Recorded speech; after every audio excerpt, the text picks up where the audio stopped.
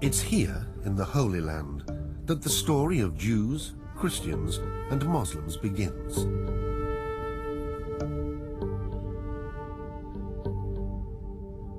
And it's here too that the story of an unusual friendship begins.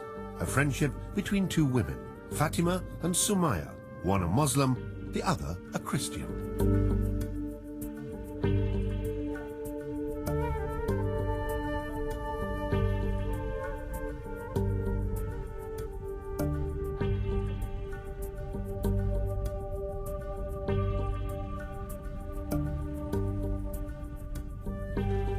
Tekoa on the edge of the Judean desert. The prophet Amos lived here 750 years before the birth of Christ. Amos fiercely criticized the social injustice and religious hypocrisy in the state of Israel to the north. But it wasn't long before he fell out of favor with the Israelites. They'd had enough of his admonitions and dispatched him back to his home region, where he lived on this mountain. Since then, it has been known as Mount Amos. In 1960, Mohammed Salim Doueb, Fatima's father, built a splendid property on this very spot. Fatima was his firstborn child. She was followed by 7 other daughters and 6 sons. After his death in 1979, the estate fell into decline. It was plundered and damaged. During the first Intifada, children hurled stones from here at Israeli cars. In reprisal, the Israeli army flattened the remaining buildings with bulldozers. First in Arabic and then in German, Fatima welcomes us to Tekoa. Fatima's ancestors were all Bedouins. But for thousands of years, sedentary fellas have also lived here. Farmers who have to battle just as hard to survive in this barren region. In 1948, the year the State of Israel was established, Sumaya was born into a Fellahin family from the region north of Ramallah. Today, Sumaya Fahat Nasser is a lecturer at the Palestinian University of Bir Zeit. A Palestinian Christian, she attended the Protestant school of Talitha Kumi in Beit Jala, where she obtained her school leaving certificate. Her time with the deaconesses from the Kaiserswerther Anstalten had a deep impact on her. During her time at the school, she developed a close friendship with a Muslim girl, which, despite all the vagaries of fate, still thrives today. Her friendship with Fatima. I grew up in Talitha Kumi and went to school there. It was a boarding school for girls. There were around 400 of us, Muslims and Christians. We all lived together in one building. We always felt like sisters. They learned a great deal from the deaconesses: order, discipline, singing, needlework and cleanliness, as well as devotion, love, trust and loyalty. At the school, there were also 8 Bedouin girls from one family. One of them was Fatima. Fatima was my friend. We had so much fun together. We play-acted, we sang, we messed around. She was very bright, very clever. We loved her. Fatima's father, a devout Muslim, wanted his daughters to have the same education he had enjoyed at a Lutheran school. An education that embraced knowledge of the world, respect for other religions, tolerance towards other ways of life. So he sent them all to a Christian girls' school, Talitha Kumi. And because Fatima sang German songs and recited verses from the Bible for years after leaving school, she still remembers what she learnt.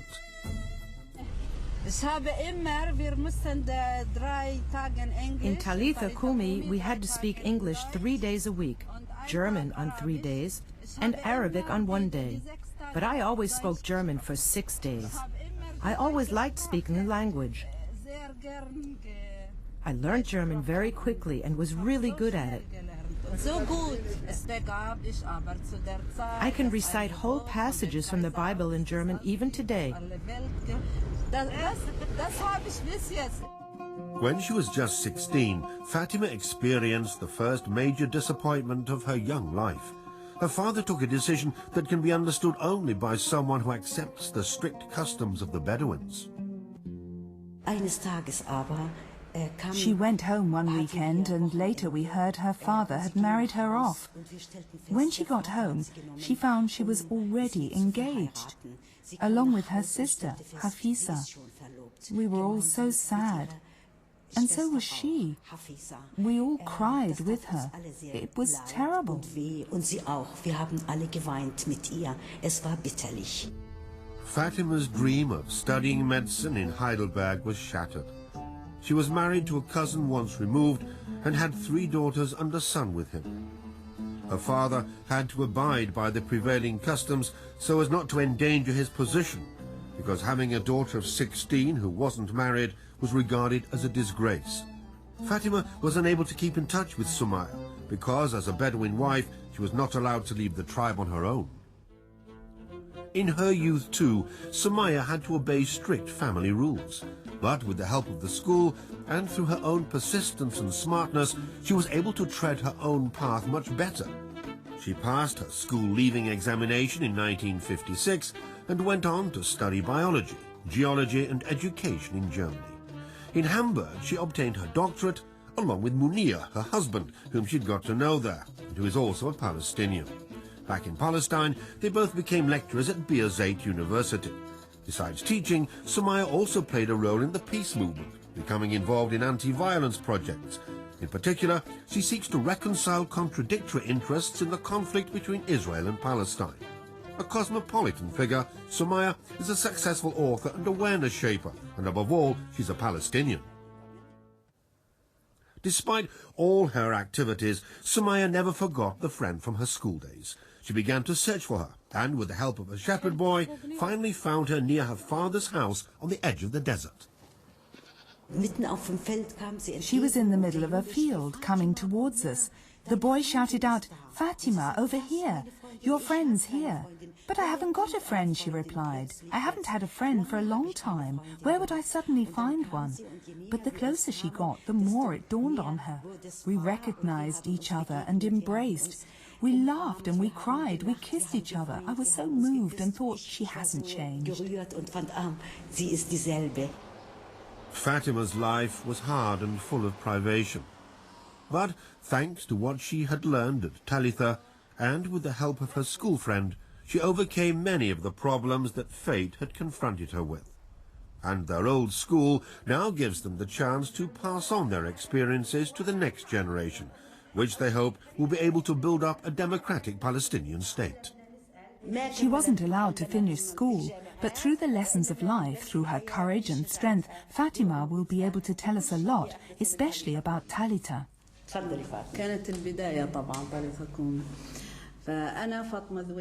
Talitha is where it all began. My name is Fatima Dweb. I come from Za'atara. I'm known as Magdalene, Magdalen's mother. My grandfather was a Bedouin. He lived in the desert in Ta'amra, which extends from Beit Sahor to the Dead Sea.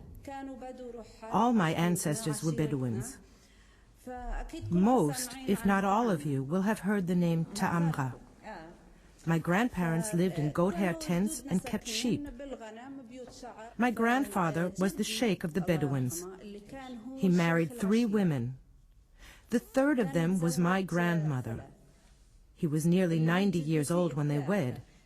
At the time, my grandmother was 25. I'm certain you know that such things happen in our society, although perhaps not in yours.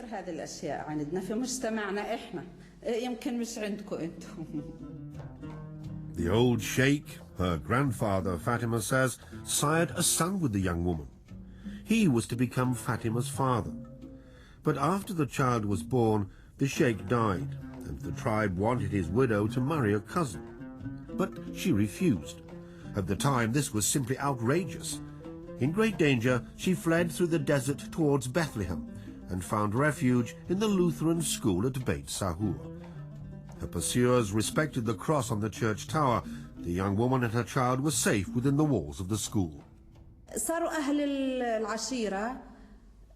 Whenever our Bedouin relations came to Beit Sahur, the town where the weekly market was held, grandmother took them in and looked after them. She gave food and lodging to anyone unable to find transport home in good time. This earned her respect. The family gradually changed its mind. It no longer put pressure on her to marry. The key to the strength of women in Arab society can be seen in the behavior of Fatima's grandmother. She fought for her right to self-determination. But in doing so, she never denied her roots and never severed contact with the family. The grandmother and her son returned to the Bedouin tribe. She bought a tent and some sheep, and from that point on lived exactly like the others. What do we learn from Fatima's grandmother, who was widowed at an early age, who was to have been married off again by the clan, but refused and fled into a school where she found work and kept her son with her? She had strength and the courage to tread her own path. My grandmother was called Kadra, but they called her Kadra the Wise.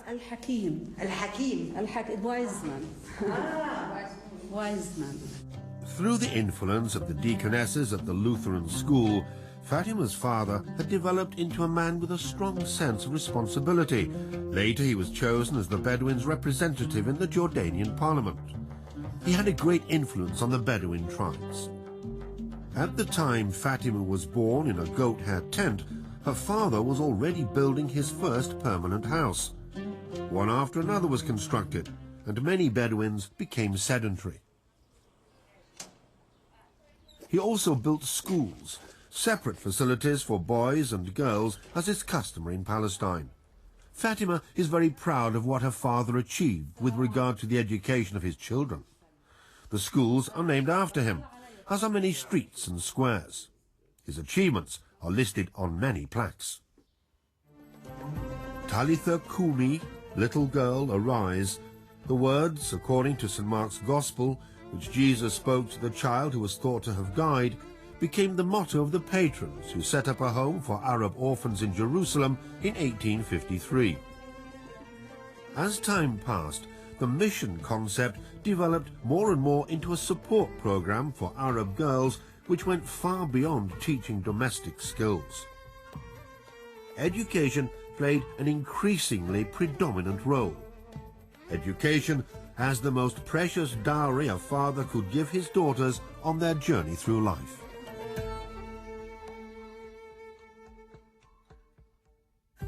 The consequences for Talitha of the two world wars in the Middle East were painful. Reconstruction of the school in Jerusalem was forbidden. But in 1961, the deaconesses found a new location, Beit Jala near Bethlehem. It was here that the new Talitha came into being. Talitha Kumi today is a modern, well-equipped school for 1,000 boys and girls from Christian and Muslim families in Bethlehem and the surrounding villages on the West Bank. Besides imparting sound knowledge, the school sees the respectful coexistence of the various religions as an important educational aim. We have morning prayers, usually taken by me, by priests, by teachers of religion. On numerous occasions, we have joint morning prayers together with Mahmoud Salome, a Muslim teacher of religion. Or he takes morning prayers on his own. We discuss the content beforehand. The mutual cooperation is very good. The general educational aim is for pupils to get to know and accept those from a different religious background and with a different view of life, and to do so without judgment or criticism. Some of the rifts in Palestinian society go extremely deep, and they involve not only politics but also religion. At one time, 60% of the population of Bethlehem was Christian, but many Christians have gone abroad. The catastrophic economic situation following Hamas's election victory and the West suspended financial aid nurtures envy and resentment. The spread of fundamentalist views amongst Muslims and Christians results time and again in fierce clashes, sometimes in naked violence. Against this background, Talitha Kumi plays a major role in combating ignorance. Its staff, together with their German head and Fatima and Sumaya, help to ensure that Christian and Muslim girls and boys retain their mutual respect. The name Talitha Kumi comes from the words of Jesus. Talitha was the girl he saved, and Kumi means arise. Little girl, arise. Fate presented Fatima with a massive task. After giving birth to healthy children, she had Magdalene. The child was born with a serious handicap. She was suffering from spina bifida. With intermarriage between close relatives standard here, this is a common phenomenon. She was born with a large hole on her spine, and her legs were deformed. She was seriously disabled. The doctor in the hospital where I gave birth asked, "Who is Magdalene's mother?" He knew her name from the tag they always put on a baby's wrist. He sat down on my bed and sighed. Then he said, "Sadly, I have to tell you that you have given birth to a disabled child. I have never before seen a case like it, and I probably never will again."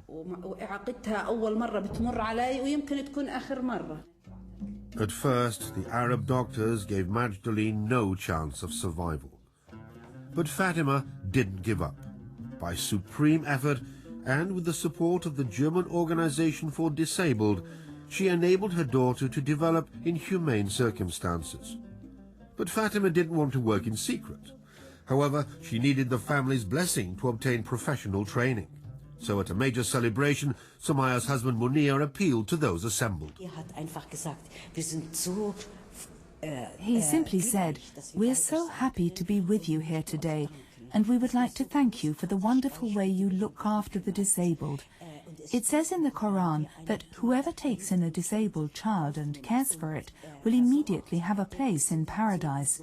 He then thanked them for allowing Fatima to take on her task and for giving her their blessing, because only with your blessing, he said, can this work be done. The men were immediately impressed, and so was her mother. There was no way they could say no, so they all nodded in agreement. That's how it went. Und deshalb konnten sie nicht Nein sagen. Deshalb haben sie alle mit dem Kopf genickt und schon ist es gelaufen. But society is still a long way from integrating the disabled into normal everyday life, which is what Fatima is striving for. The communal life in her sister Hafiza's family, which she supports, is still the exception. My impression is that in Palestine, disabled children are kept hidden away at home. People are too embarrassed to show them in public. With our disabled child, we get some very strange looks in Palestine, nothing like the tremendous understanding you find in Germany. Disabled children here don't come out for weeks or months on end. People don't like to be seen with them. Were she not called Drueb, a big name in this region, Fatima would find access to families with disabled children here in Za'atara or in Palestine as a whole extremely difficult. Here she's a social worker, nurse and advisor all in one. This boy couldn't walk, but now he's had surgery. If her father had left her at school, Fatima says, and she hadn't got married, his tribe would have been despised and his name erased. But now she bears his name, and it opens doors for her. As non-believers, and especially with a camera, she said, normally you would never have been allowed to set foot in here. Through her work, Fatima has overcome her sadness at having left school so early.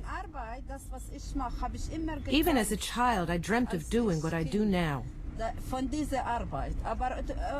I thought that would never happen, driving a car and helping people, because it all seemed so out of reach.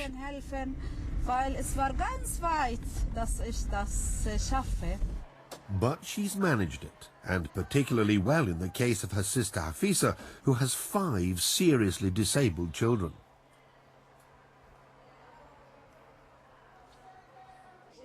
Fatima has taught all the girls to learn and to work in order to earn a bit of money, because the state doesn't provide any funds for the disabled. Her sister is now able to bear her burden more easily. Jeans and other articles of clothing are sold in a discarded container that once belonged to the Israeli army. The profit is modest indeed, but in this way at least a few shekels are added to the housekeeping money. Afterwards, Fatima checks the bookkeeping.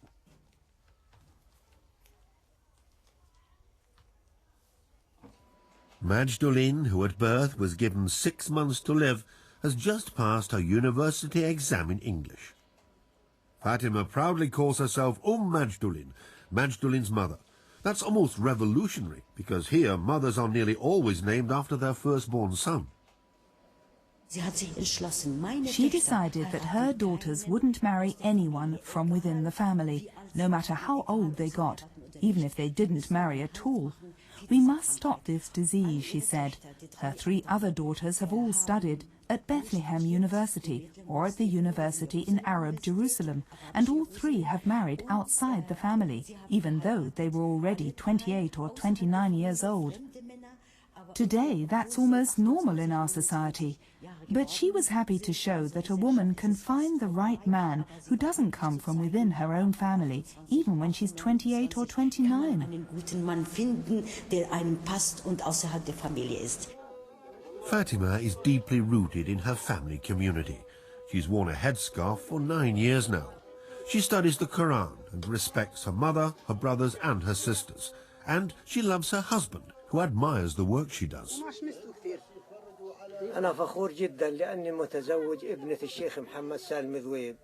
I am very proud to be married to the daughter of Sheikh Mohammed Salim Dweb. She is a good and well-respected wife. She knows and understands our customs. I am so glad and proud and lucky to be her husband. She is a friendly and honorable woman, and we are a happy family. Our boys, thanks be to God, have all turned out well and are educated. So are our daughters. They studied at university and got married.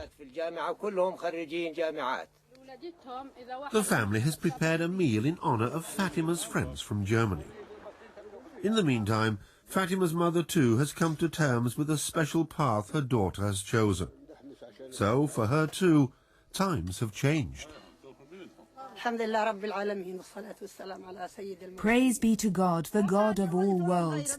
Prayer and reverence to the highest of all prophets. I got married very young, when I was 12, and I have had 5 children. May God protect them, and all are healthy and upstanding.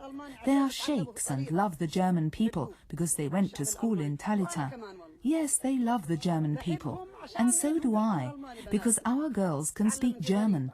My husband was a famous, outstanding sheikh. He had 2 wives, me and another woman.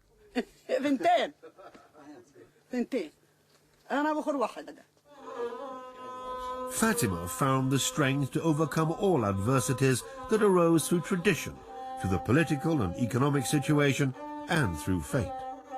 But wasn't that exactly the same with her father? Has she, the firstborn, inherited his courage, his faith, and his intelligence? She is wise, like her grandmother, whom she admires. Today, for the first time in 27 years, she's allowed to sit in the divan, the men's room, together with her mother, because the camera team from Europe has come. Neither Fatima nor I would have achieved what we have, of course, had it not been for the support of our husbands. Munir, my husband, and Hassan, Fatima's husband, have given us great backing. And they still do. They think in a way that is open, clear, and humanitarian. The friendship between Sumaya the Christian and Fatima the Muslim has lasted for 50 years. Despite all unfavorable circumstances, they have continued to meet time and again. Not only in their joint work with young people in Talitha, but here in particular where Fatima has her roots. Over the last few years, Israel's occupation policy has made mutual visits extremely difficult. Today, Palestine is divided up into numerous small prisons that are almost impossible to get out of. Our friendship, which began in Talitha Kumi, embodies the wonderful relationship between Christians and Muslims. We never think of someone as being a Christian or a Muslim. We are all simply human beings who have a God, one and the same God, and we complement one another, we learn from one another, we learn to respect, we learn to accept. Fatima has experienced how tolerance stems from knowledge. Back in Talitha Kumi, and today in close contact with Sumaya and her friends from Germany. Fatima's respect for a different faith, her acceptance of other ways of life, is based on the fact that she gets to the bottom of things and understands that we have common roots. She has preserved the inquisitiveness and the eagerness to learn she showed as a schoolchild. She often comes here to Herodian and takes an interest in biblical history. But following the discovery of the king's tomb by Israeli archaeologists, Israel's claim to this ruined fortress and to the entire region it has occupied has become even louder. Fatima's mobility has been greatly curtailed. More and more often she waits in vain for Sumaya and lives in the hope that one day the barriers will fall.